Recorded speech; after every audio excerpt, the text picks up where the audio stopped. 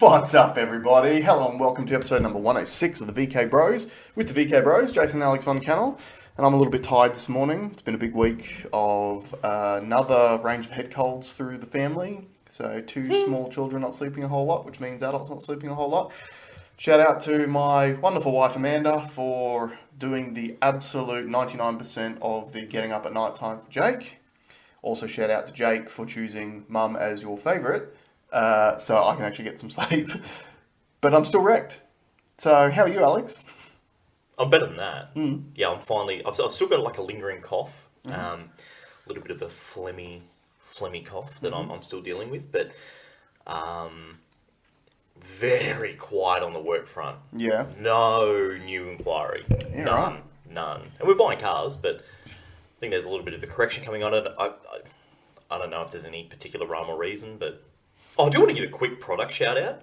Sure. Because I just bought another one of these, so I've now got two in stock. Purely because I can't see more value in a car than this car. Hit me. So I bought, I've got two different year models. I've got a 2010 and a 2013 and a 2015 Peugeot 208 GTI. So it's a little hot hatch, 1.6 turbo engine. It's got partial leather. It's got cruise control, dual zone climate, Bluetooth phone connectivity.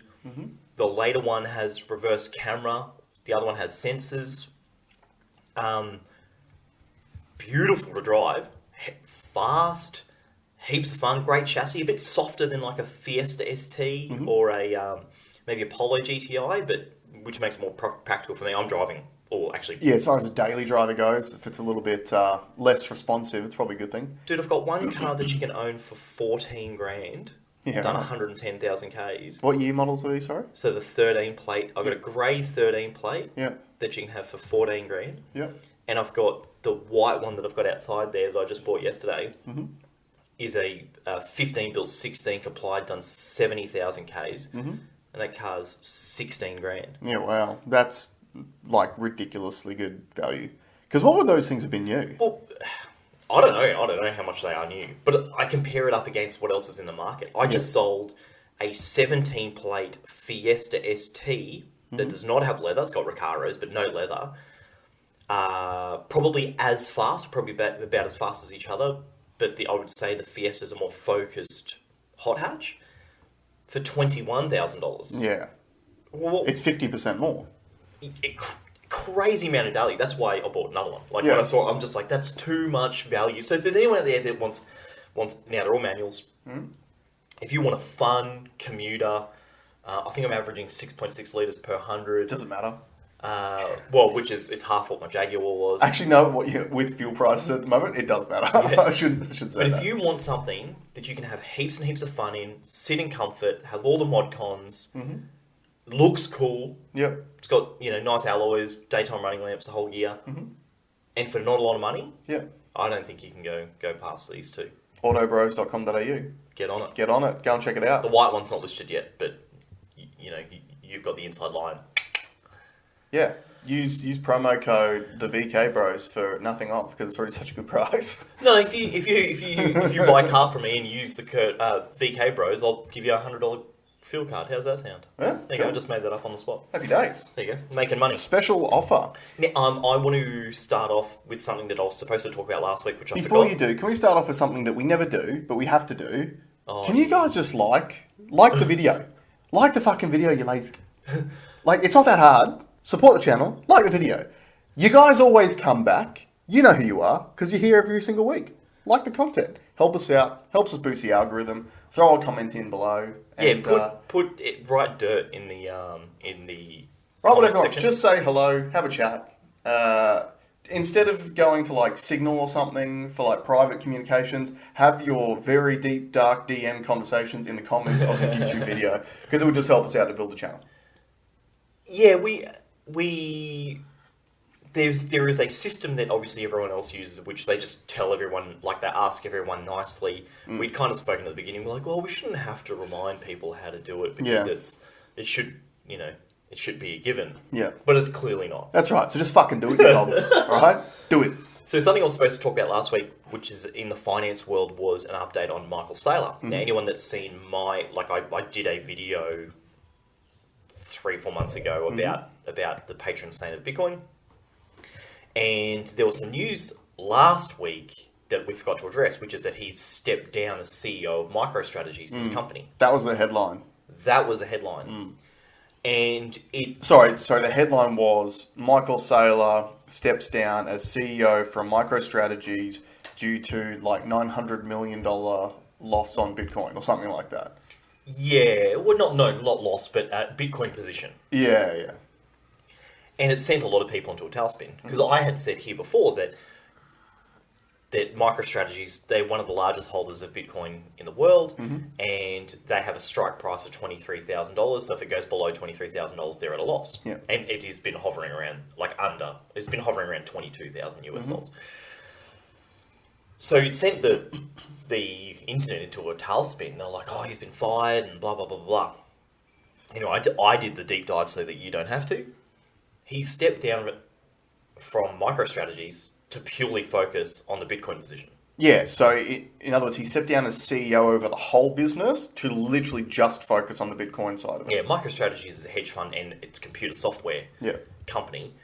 And he has moved out just to focus on the thing that he's most passionate about. Yeah. Which is Bitcoin. So it's not the bad news for Bitcoin that the headline would suggest it was. Correct. It's actually really good news for Bitcoin. Correct. Now, the second thing I wanted... So that's last week's stuff. Apologies that it's a week late. Because you needed to know that. The world needs to know that information. Yeah. What has troubled me this week in the news is why we cared so much about Olivia Newton John. In my mind... Okay, so we had 5 days of bumper-to-bumper Olivia Newton John coverage. I couldn't get away from it. The first 2 days, there was not one station that wasn't showing the same things on repeat. It's like they don't even have that many images of it. They're using the same 3 stock images over and over and over and over again. Yeah. And what's crazy to me is that the headline should be 73-year-old cancer patient dies. Yeah. Right? And she was a great singer. Yeah, did some great things, put Australia on the map. Give credit where it's due. She has some interesting a great Australian history in that her husband that disappeared and never showed up. Yeah. Still missing. No one spoke about that though in all the 5 days of news coverage. Yeah, but it was like it got me to the point of resentment. I was like, yeah, I like her. She's great, but that's enough. Like that's not why. There was nothing out of the ordinary in her case. There was nothing that special about... She's had cancer for like 20 years, like since the 90s, right? Yeah. She's 73 years old. Well, where's the story? Yeah. Oh, something about she's doing a concert and rah. Okay, that's one... it's a segment. It's a segment. It's a segment, right? You cover it, you show respects to her. She is someone that did put Australia on the map in certain regards, and then you move on. So my red pill brain was going on overdrive, going, "What are they hiding? What's happening right now that they're not telling us?" Because this is not a story, and you could even see it in the hosts were getting tight. You could tell. Yeah, because they keep reading the same script every 15 minutes. Over and over, and then down the bottom, the breaking news, and it wasn't breaking. No, on day when you're 3. 4 days in. Yeah. So what was the real news? Well, on the same day was, and I don't know if this is where you're going. I'm not going anywhere because I couldn't see anything. Right. Well, I do know that on the same day that it happened was the day that the FBI raided Trump's house, Mar-a-Lago. Yeah. Which It got coverage after the fact, I feel. It didn't get that much coverage on the day. Well, that's the thing. And again, this is red pill brain, and what I'm definitely trying to make an effort to do is not completely tumble down the conspiratorial lane every single time something like this comes up. Because a big part of me just says, all these morning shows are dying because they have no content, because all the content's on YouTube or the internet for free. So they just saw this as an opportunity to get boomer money, because the boomers are the people who cared about Olivia Newton John, and the boomers are the people who watch morning television. Yeah, but are they going to buy into 5 days worth of flat-out coverage? Well, look, what's your Facebook feed? Probably. Some of them do. Is it, okay, I know someone that got a little bit sensitive to it because they're of a similar age, and they would now start to fear death. Right. oh, go and get your booster. But so that was one of my first thoughts. But I did find it remarkable that on the same day that it happened, the FBI raided Trump's house for apparently looking for documents, but we're not 100% sure what the real reason is for it yet.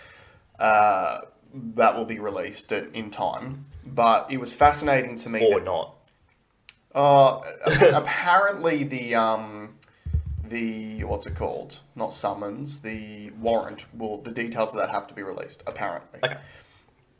And I just found it interesting because this is the first time in history that a former president's residence has been raided by the FBI. Yeah. You rang me about this. We've spoken about this prior. So you go your bit, and then I'll tell you my. Well, what my take is. all I was going to say is this: that's a news item. Yeah. That's a story. Yeah. First time in history, former president, who is one of the most polarizing figures in American political history, gets raided by the FBI. That's news. Not running the Olivia Newton John story again for the third, fourth, fifth day in a row. Agreed. Right? So I think that this is multi levels of dumb decision making. I think part of it is it was a slam dunk easy content to keep your boomers engaged and to put eyes in front of screens. Yep. Because a lot of people from that vintage are the ones who are talking about it. Like I spoke to a not quite her age, but close to a person about it. And they're like, oh, but Olivia, like, you know, she was this amazing person and blah, blah, blah. And like, why don't you care? And I was like, well, I hazard a guess. If I died a week ago, Olivia wouldn't give a shit either. Right? Yeah, but you're Jason Von Cannell and she's Olivia Newton John. Yeah, exactly. Yeah. Right? So, but I don't care. Because she didn't have that impact on my life. She was still an old lady. Yeah, old lady, cancer patient. And what's interesting is if you juxtapose that against, unfortunately, what happened, what day is it, Saturday? Yesterday, I think it was that Thursday, former Cowboys coach, Paul Green. Yeah. 49 years old, wife, 2 children, and unfortunately it sounds like topped himself. And that's gotten some coverage, but not much. And it's like, you know, like what you're saying about the Olivia Newton-John thing, shouldn't really even be a headline. 73-year-old cancer patient of 20 years dies. 49-year-old bloke who kills himself. Like, when society seems to be centered a lot around people's feelings and making everyone feel good all the time, I don't feel like they're getting anywhere near enough coverage of, you know, this guy who literally is still around rugby league. Like, he's just not been a head coach for, I think, a year or two. Tops himself. Like, why don't we talk more about, you know, men's mental health? Yeah, I wonder if by pure happenstance, it's hard to pitch that movement after you've been so girl power. Yeah. It's very hard to flip it. Yeah. You know, there needed to be a weak difference between the two. Yeah, and look, as dumb as it sounds, I'm just trying to think like what a producer might think. for sure, because at the end of the day, like, those network television is all about keeping as many eyeballs on the screen as you possibly can. And typically the people who watch certain shows are triggered by certain things and they care about certain things and they really don't like certain things. And all these networks are doing is trying to serve up what is palatable to their audience because they want to keep the ad revenue going. Well, do you know what I think's rough about the suicide thing? Well, Is that it's still like in a lot of ways it's dark art. We don't know what the fix is. We're saying go and talk and go and seek professional help. But there's still very much a dark stigma attached to. absolutely. And the numbers are so high. The suicide number is such a huge number. Yeah. And it isn't. I remember talking to you during the height of the pandy, how we wanted to see what the rate of suicide did after lockdowns because if we had to guess, we'd say it's going up, and that we probably won't get that info because there was a decision made, and I'm not sure if it was in the 90s or the noughties, where to try and take away some of the glory of a suicide, we just stopped talking about it. That's right, and I don't know if it's laws like media or if it was an regulations. Yeah, and you know what? This is one of the things which probably flips me around on some of my arguments about awareness. Because like I've said before in the past when we've discussed other subjects where you've got certain groups talking about awareness of things, and part of me goes, well, you know, maybe if we stopped just blatantly talking about it all the time, we'd stop separating people into groups, and therefore we might actually be able to come together as a whole people of individuals rather than, right? But then you look at something like this and you go, like, because we don't, is suicide happening more because we don't talk about it? Yeah, well, you know? And we're trying to tell people, like, the few messages that do come out, like the UFC fighter, Paddy the Baddy. Yeah, Paddy Pimblett. He used his platform after he won a fight to talk about it. Yeah. But we don't, so we tell people to talk about it whilst not talking about it. But that's right, and that got, like, international press for that afternoon after it happened. Yeah. And then it stopped, and then Olivia Newton John gets 5 days. And, like, one of the statistics that people don't like talking about is 75% of suicides are men. Yeah. You know, and we are trying to do a lot of things as a society for, you know, equality and to bring women up and all that sort of stuff, and that's admirable, but I guess it's the same as kind of what we did with COVID, where we get so focused on one issue, we forget everything else at the same time. And you kind of have to look at the other issues too. Like what I'm saying is with COVID, all the medical system cared about was COVID. And then there's been this uptick in, like, you know, people not getting cancers detected early enough because they're not able to go to the normal doctor's visits or whatever the case may be, because we focus so much on that one issue that we took our eyes off all the other ones. And I wonder if, you know, we focus so much on trying to lift up not only women, but maybe not even women at the moment, because they've been sort of superseded by LGBTIQA plus issues, that we're just like, don't worry about the fact that 75% of people who kill themselves are men. I don't know, it's a tricky one. Well, I kind of, to try and play devil's advocate, it's like being, if you're a store and you need to market a product, you don't market all your products. You market a specific product at a specific time to get a specific result, and so you can measure it. Yeah. So it could be argued that that's the reason why the media does what they do, because then they can now follow via data to see what kind of buy-in they're getting, to see what kind of traction they get with particular stories. But it does come back to me to think that suicide is such a hard thing to speak about because there's no definitive answer to fix it. There's no vaccine for suicide. Well, that's also what I was going to say. What's the product that you sell to fix the problem? Well, I mean, SSRIs are the that's the product, but they're not as big here. Well, that's actually interesting that you brought that up, because have you seen recently there's new studies that have come out which say that they don't work, and that and you know, we're a massive user of it. Like, Australia's top 4 in the world. Yeah, like America, UK, and Australia, I think are like. No, Canada, I think, was up there. Oh, it might be Canada as well. Funnily enough, it's all the same nations that keep rearing their heads when it comes to pharmaceuticals. Yeah. Right? It's not a coincidence. But, again, this is... And none of the blue zone countries. Like, none of Well, this is pulling stuff out of my bum, but I just remember briefly seeing something recently about, I think, the link between serotonin and mental health issues. Like, there's been new studies that have come out which actually show that they're not linked. Something along those lines. That serotonin and depression are not linked. It's I'm not 100% sure what they were trying to link it to, but in other words, those SSRIs, because are they selective serotonin reuptake inhibitors? Is what that SSRI stands for. So, in other words, what these studies were saying was that prescribing SSRIs to treat certain mental health conditions has been proven to be fruitless because the link between serotonin and these mental health conditions is not there, as we were told they were. What was the study? Is that the study that was based on, that was all fraudulent? Was that one came out a couple of weeks ago? Yes. Where the one research paper that keeps getting drawn upon to use for research and use for publications was false.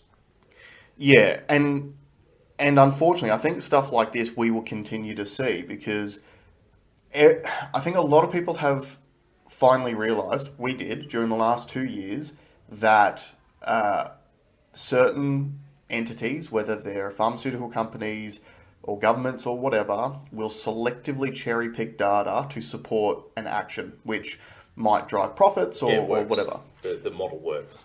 So I just did a quick search. So this is a quick article from The Guardian from the 20th of July. So titled, Depression, Little Evidence That Chemical Imbalance Causes Depression. UCL scientists find. Researchers question use of antidepressants prescribed to 1 in 6 UK adults.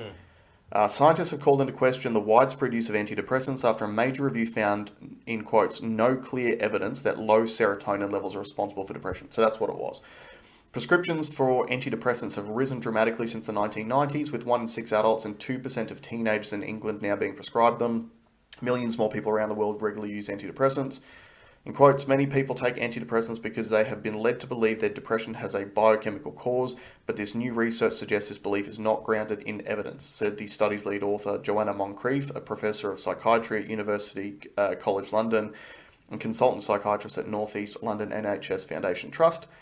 In quotes, it is always difficult to prove a negative, but I think we can safely say that after a vast amount of research conducted over several decades, there is no convincing evidence that depression is caused by serotonin abnormalities, particularly by lower levels or reduced activity of serotonin. Thousands of people suffer from side effects of antidepressants, including the severe withdrawal effects that can occur when people try to stop taking them, yet prescription rates continue to rise. We believe this situation has been driven partly by the false belief that depression is due to a chemical imbalance. It is high time to inform the public that this belief is not grounded in science. So, I think that's the one that refers to a study that was done that literally all the pharmaceutical companies, all governments, all doctors have sort of, sorry, not all, a large group of these have drawn upon that data that was done in a study that turned out to be false to model the way that we get out of these mental health issues. That's right. And unfortunately, like, that article illustrates how not only detrimental but profitable these drugs are. Because one of the worst things that you can possibly do with antidepressants is get off them. Yeah. So once you're on them, a lot of people never stop taking them for the rest of their lives. Yeah, I don't think there is because I have a friend that's on them, and I asked that question, like, oh, what's the plan to sort of to transition away from, and he's like, there is no plan. It's just this is what I do now. And this is where, like, it really makes you wonder how much of our society or ideas in our society are built on a completely unstable foundation. Because there are so many things that, you know, when we were growing up, and let me use cholesterol as an example. When we were growing up in the 90s, cholesterol was a demon word. And it still is to a degree today. You see ads all the time about certain types of butter or whatever that will lower your cholesterol and blah, blah, blah. But there's been many studies that have come out over the last 2 decades which have shown that dietary intake of cholesterol doesn't actually contribute to cholesterol buildup in your arteries. Also, furthermore from that, cholesterol is actually the building block that your body uses to create its sex hormones. So things like testosterone, you need to have dietary cholesterol in your system for your body to produce testosterone. So that's an example of something that we grew up with as kids, where you wonder how much of, like, the medical community or the nutrition community or the psychiatric community is built on this bedrock of false ideas that just never even get re-looked at. Well, wasn't it the sugar industry that spent millions of dollars on demonizing fat? Yeah. Let's take the eyes off fast and put it on. That's right. Fat. All those products, low-fat products, they're all high in sugar. And then the obesity epidemic went through the... I'm not eating sugar. I love sugar. Oh, yeah. Well, it's delicious. Everything in moderation. But what is scary is the amount of choices that we make on a day-to-day basis, which we think are founded in fact, but they're not.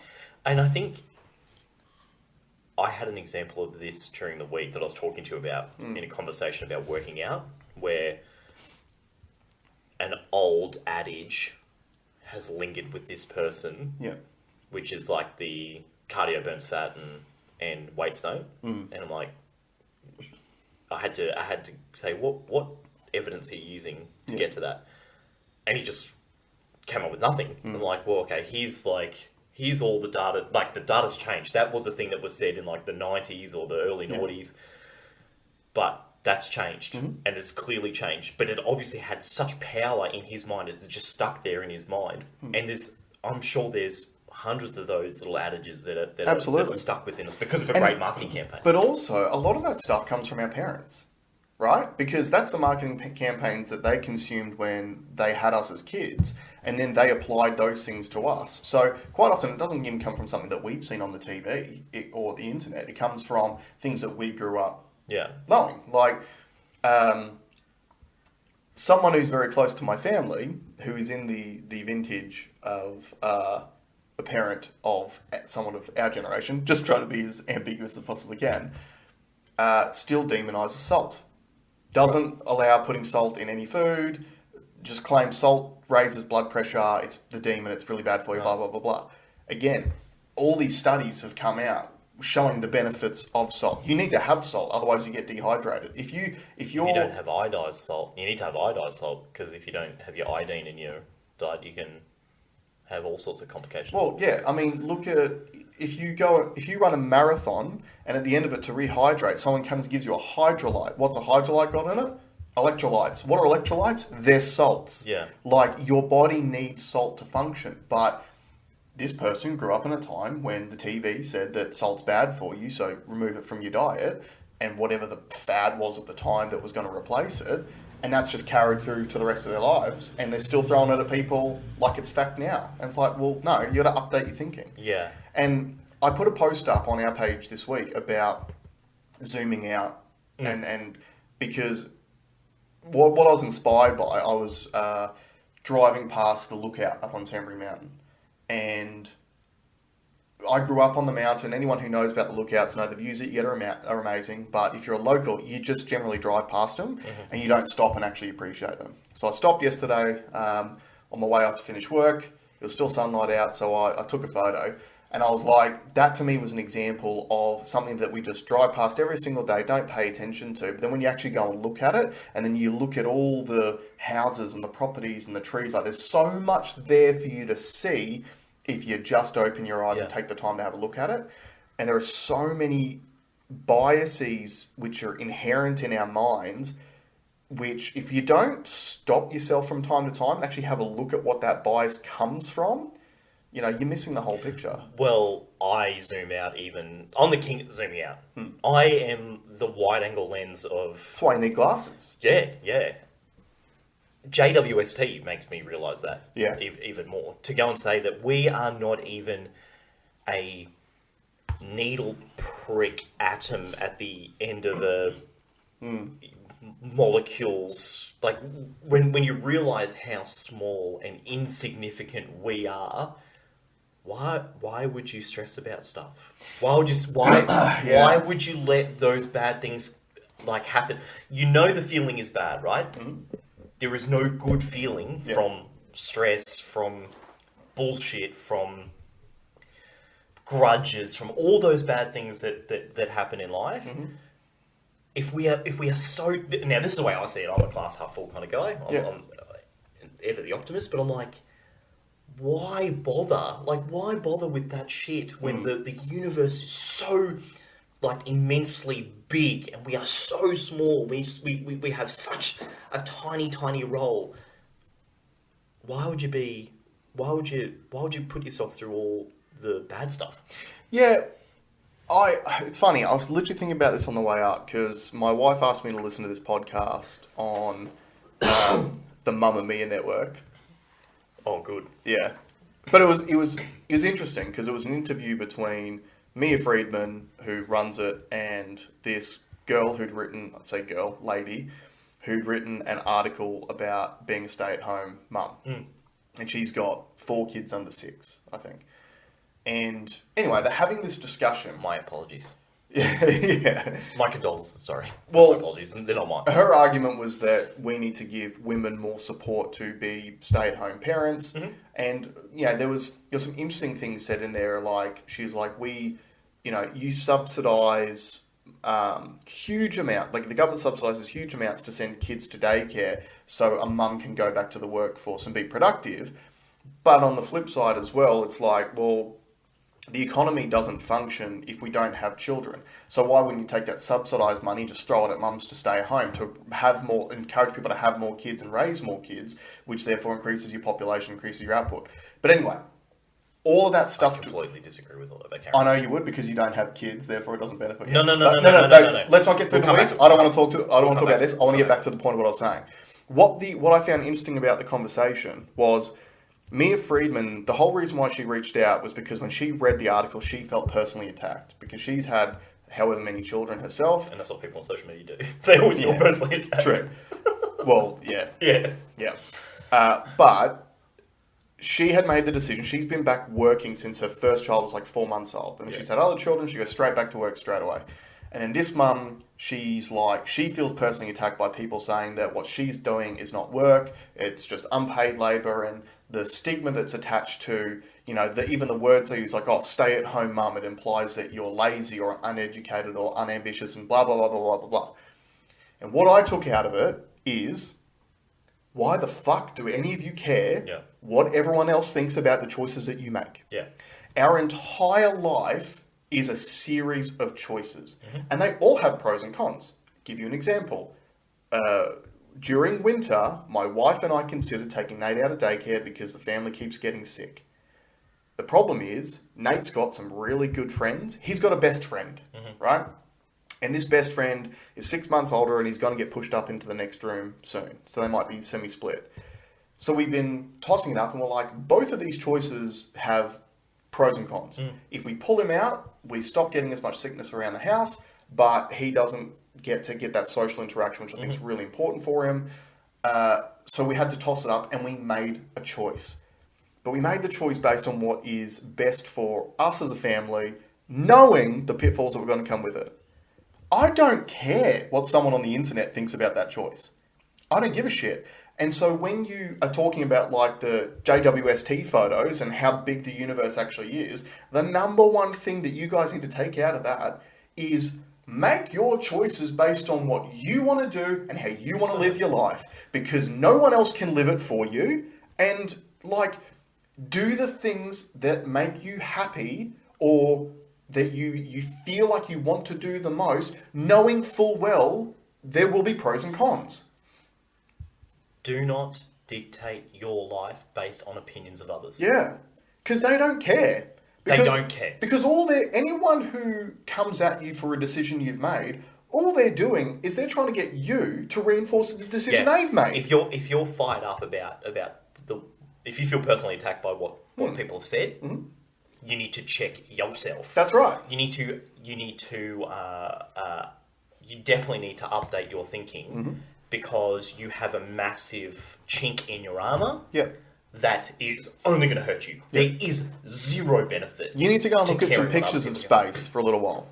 And go, like, I wonder what's out there in the depths of the galaxies, and are they online right now, looking at my Instagram feed, judging me for the decisions that I made? Now, to clap back at the comment that you made about me saying, because I don't have kids, I don't believe that there should be subsidies for childcare. We've spoken about this before, but anyway, continue.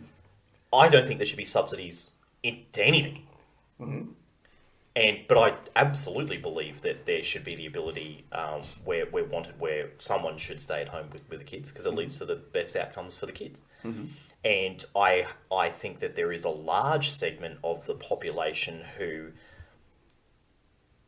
and I learnt this in myself, when you're earning really good money, but you're prostituting yourself to a corporation. You take a drug, the drug being filling a bucket of stuff, right, to justify why you're spending that trying much to time. find dopamine that you're deficient in because of not enjoying the work you're doing. So if you're out there, like being in a family unit where both of you have to work, yet you're driving a new Mercedes. Yeah, that's right. Well, maybe that's not the smartest use of your capacity. Those are choices that you go, why are you driving the Mercedes? If you're living a life that you hate Peugeot to 208 drive GTI manual. Yeah. It's not practical, but hey, life's not supposed to be easy. Promo code the VK Bros. But yeah, that's a choice that people. I feel if you're in a position where you're driving a car you can't afford, working a job you hate, to fund a lifestyle you've built that you can't actually sustain, you're not doing that for you. Yeah. Because you're not enjoying yourself. Yeah. You're doing that to project something to other people, and the other people don't care. They don't care. They really don't. They might say they care, but all they're caring is about how it affects them. Yeah, Everyone's or how so it makes into them it. feel. Yeah. So there is so I believe there should be no subsidies, but I also believe that should, I'm very much a numbers guy, and the overarching, the large amount of studies show that kids that have a lot of parental interaction tend to have better outcomes. Yeah. So that play that number. So I found that interesting because out of the point that she was saying is like, so our daycare gets subsidised at the moment. I think we get about $70 a day or something that's subsidised out of the daycare. So we send Nate 4 days a week. So 7 fours are $280 a week. We're getting subsidised from the government to send him to daycare. But if you don't send him to daycare and you just stay at home with him, you don't get any money.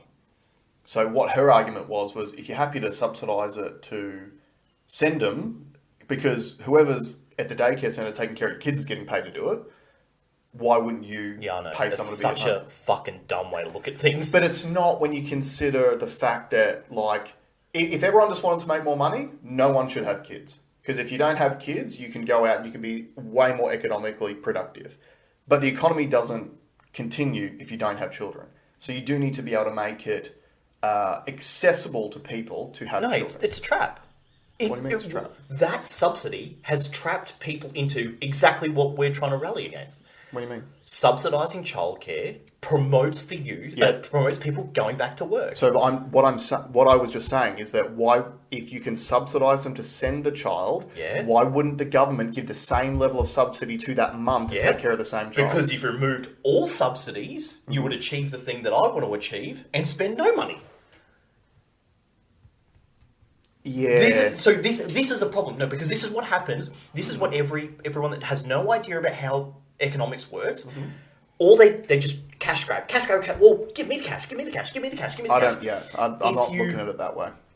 No, but you're lost in the weeds. You're zoomed too far in but you're justifying. Say your point, and then because this is Anyway, continue your point. The trap is, like, the subsidy for childcare is the trap that's causing the need for people to go and work. So if you remove the subsidies, then there's less... But it's not, though. How isn't it? It's not. The subsidies to childcare does not force people to have to go to work. No, it promotes it. You just said it. It promotes people to go to work. Correct. No, it doesn't. But you just said, well, how... No, what I said was that they will give you money if you send your kid to daycare. Yeah. They'll actually give you more money if you send your kid to daycare and you stay home and don't go to work, because your income will be lower, therefore they subsidise at a higher rate. It doesn't incentivise people to go to work. What I was saying was that, what her argument was if the government wants to incentivise people to send their kids to daycare, to be cared for by someone else, why wouldn't they just flick that same money to the mum to take care of the child at home? If there was no money put in there, then the childcare centres would have to charge what it's really worth to do that, which would, the free market would dictate what that's worth, and you'll get a natural levelling of the right amount of work that's being done for the right amount of childcare that's been done. But you need to extrapolate that out and look at the big picture too and go, where do you draw the line on subsidies in every industry? Where do you draw subsidies? So no free healthcare, no free primary schooling or secondary schooling, none of the other services. Yeah. That's not where that far. Not that far. And that's where it's like, okay, where do you draw the line? Because at the end of the day, what is the difference between kindy or daycare and primary school? There's still someone else taking care of your children, but we subsidise one but not the other. Yeah, but one's a business and one's a government agency. Well, So no, because private schools are businesses and they get subsidies they as well. should get subsidies. I agree. understand. But yeah, let's not get into the weeds too much with it because it's a very complex thing. I just thought out of that conversation, I don't want to talk about trying to fix the world with how we do our social system. I suppose what I'm saying, incentivizing daycare is pushing, is adding a stigma to say, hey, like, why don't you just go get this money and you go back to work? That's the message that I think people are missing. Yeah. And what I think we both agree on the fact that you shouldn't have to. If you want to stay at home, if that's going to give you the best outcomes for your family unit, which should be your sole focus, then don't listen to the incentives. And if the incentives were removed, would we get better outcomes? That's the question. Yeah, potentially. And that's where, there's no perfect system. And like my ex worked in daycare, and she said it was always the rats who had the parents who stayed at home, who had the highest level of subsidy, who dropped them off the first, and they picked them up right at the end of the day. Because the incentive was the largest. That's right. So a lot of that stuff comes down to personalities. But anyway, I don't want to get into the weeds. What I wanted to focus on out of that conversation was there were two women who have chosen different lifestyles who felt attacked by the other person talking about the benefits of their lifestyle when it's like, hey, you guys are different people. You're both right. Yeah. Just enjoy the choices you've made. Yeah. Because there's always pros and cons with anything that you do. Look at you and me. I've had kids, so I'm not as economically productive as I was before I had kids. I'm killing it. You're doing really well. Flush with cash. Yeah. No love in your life. No little pitter-patter of little figure. But you know what? Self-love, dude. Yeah. And I've got heaps. And you got heaps of time for it too. Like, there's pros and cons with everything. But at the end of the day, we know these are decisions that we've made and we're enjoying them to the best of our ability. Yeah. I think that's a really big lesson for people to take out of it. Can we talk about John Barilaro? yeah, Johnny boy. Because I had the time. You didn't listen to I watched the 4 hours. I'm not listening to it. That stuff just makes me cringe so hard. I listened to the first 4 hours of his first day of a deposition. I don't even know what the hearing was. Oh, so for anyone who hasn't paid attention in the past, John Barilaro is the ex-Deputy Premier of New South Wales under the Gladys Berejiklian government. Her and him both resigned within about a week or two of each other when the heavies were starting to come at them about corruption charges. John Barilaro, literally, his nickname that he was happy with himself was Pork Barilaro because of the amount of pork barreling that his government used to do, which he didn't realise was potentially a corrupt thing to do. And on his way out of office, he participated in a little sprinkle more corruption before he left by getting there was a $500,000 a year emissary position. Yeah, business trade to emissary. New York, which they'd already earmarked for a chick, I think. Who's wildly more qualified than he was. Yep, and he just essentially she had the job. Yeah, it was coming to her, and he made some moves to get that job taken off her and given to him, so he could go to a $500,000 a year position on the taxpayer dollar and be based out in New York. So there's hearings into the potential corruption that was involved in that, which you've listened to the whole thing. So, which I don't have that kind of time now. And look, you don't need to, because it was funny for me. Cringeworthy. He is so corrupt, he doesn't even know how to not sound corrupt. Yeah, because it's become his daily, process. So it's so normal to him. Yeah. He doesn't realise that everyone else isn't doing the same thing. Hey, no, I had the same opportunities as everyone else to get that sweet job. Okay, well, who are your referees? Well, I had 3 referees. Okay, well, which ones, or what are their names? I'm not telling you. Yeah, but it's public. 2 of them are public knowledge. Oh, okay, well, then you can tell me those ones. All right, and they just happen to be Arthur Zenadinas. Yeah, one of the old favourites. Who's literally done this same thing before and is now the ambassador in the US. So he's like, bruh, come in here, bruh. Yeah. Work with me. I'll give you this sweet one. Yeah. And then they asked him, okay, so could anyone in the public get Arthur Zenadinas to be a referee? How would you contact the ambassador to the United States? And he's like, well, I just rang him on the mobile. And but could anyone else do that? And he's like, no, but I can. Yeah. He doesn't even know. He's my mate. Yeah. And subsequently, day 2 of the hearing, he's used mental health as a thing to... Because he was getting pounded. Yeah. He looked so dumb. And like if something was really going to hit him hard, his approach was, I can't remember. It wasn't racist. It was, it's a slur. What if that line of questioning, that is a slur. Yeah. And the slur is being like, mate, you're corrupt. No, if you're calling me corrupt, that's a slur. Yeah, and it was a really interesting way to try and label something that, is true and try and associate it with a taboo. That is a symptom of the society we live in at the moment, where facts are overridden by your feelings on the matter. Yeah, and I love the technique of what's it called, where you just don't stop talking so the person can't. So you use up the time so that no one else can respond. That's not... Is it filibuster? It's filibuster. Yeah. King of filibuster. And just over and over and over again, and then like the speaker would have to like, can you stop, John? Can you stop? Yeah. Can you stop? Now, in fairness to him, and this is where this is where these sorts of loopholes of like, crying mental illness or mental health issues to not appear at your own corruption trial. It's so destructive for society. And I do not believe for a second that he's not mentally ill. I think he's got plenty of mental illness. And I've been in a scenario too where a company has done something to me, and I've never ever felt more high levels of stress before in my life. And I went to try and face up to it. I fronted up to that workplace. And my anxiety went through the roof. I never had anxiety before.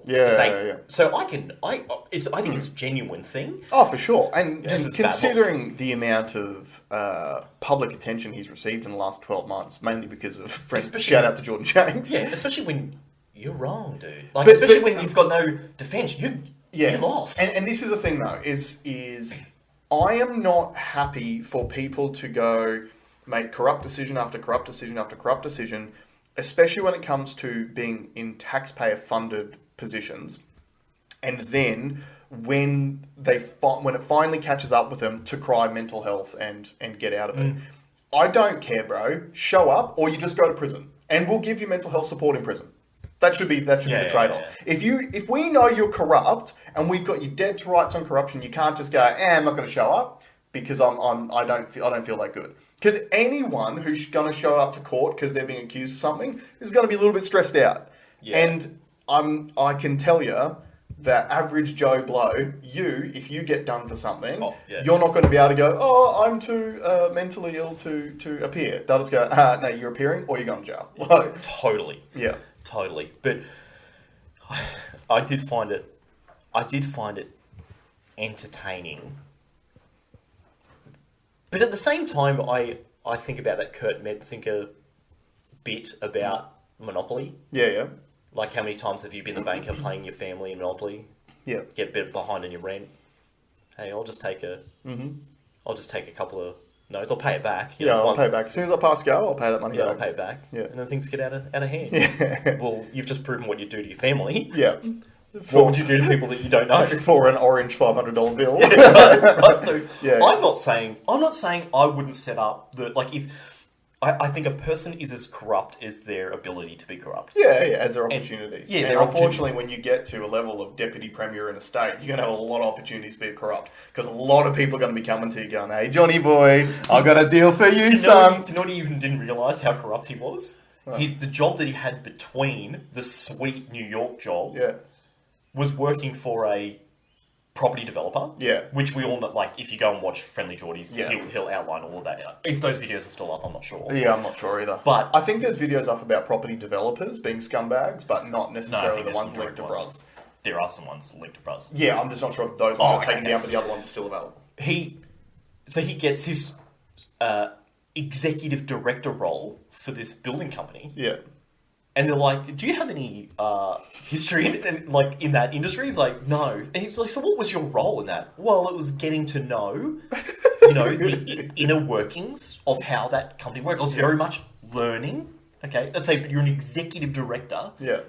So you're an apprentice. Yeah, an apprentice executive director. I know first year apprentices. They're on like I think even a senior-aged first-year apprentice is on like $500 a week. Yeah. He's not on that. No. And then they're like, okay, does this building company happen to have an issue, like a notice that has been given by government to them? Yeah. Well, yes. Yeah. Okay, were you employed to address that? No, that is a slur. Yeah. That is a slur. Okay, all right. Did you meet with the government official that handed that notice to that company? Well, yes, I did, but I wrote in my notes that we were not to speak about that because that would be a conflict of interest. So I definitely did not. Yeah. I definitely covered my tracks. I definitely did not speak about it. Yeah. Okay, can we see those notes? No. That's my private thing. Yeah. It is wild. It is wild. Absolutely wild. We've got 10 minutes to go. Can I talk about monkeypox? Yeah. Because we haven't really spoken about monkeypox that much on the pod. Yeah. So there's a few things because it's not a thing. Who cares? There's a few things about monkeypox I just want to throw out there because we can do a last minute conspiracy corner. Yeah. So I have mentioned before, I think, on the pod that what I really believe monkeypox is a cover-up for vaccine adverse reactions. Right. And what this is based on is the amount of data that has come out that has shown that people who, after being vaccinated and potentially taking boosters and etc., have had diminished immune systems. And our bodies have thousands of pathogens rolling around in them at all times, but because our immune systems are generally strong, we can fight those things off, therefore we don't show any symptoms of these sorts of things. Yeah. Because that's things like, if you've got like cold sores, for example, like that's always in your system, and then what happens is when you get run down, your cold sores come out because, right? And I feel like, when they're saying that it primarily affects the men who have sex with other men community, unfortunately, some of the like hard partiers in that community generally have lowered immune systems because of a 3-day bender will do that to you. Yeah, that's right. So I feel like it is lowered immunity forcing these things to materialize. Yeah. And the reason why something that supports that is the fact that, as we said last week, one of the things that I hate about all these things is when you cry crisis, it justifies the spending of public money. So we cried crisis, we have had 58 cases of monkeypox in Australia, obviously pandemic levels of monkeypox, 58 out of 26 million people, and we've ordered 450,000 vaccines for it. Now these vaccines are not mRNA vaccines, they are some other technology. No, they don't. Oh, okay. Because the first anecdotal reports have started to come out of the UK, because I think they got on the bus a bit quicker than everyone else, the UK and America did, of people in that community who took the vaccine and have still got monkeypox regardless. So... Well, they work upon the definition of what modern day vaccines... Yeah, that's right. You take it and you still get it. It's still the same? But it stops you from hospitalisation and death. Maybe. Yeah. Which...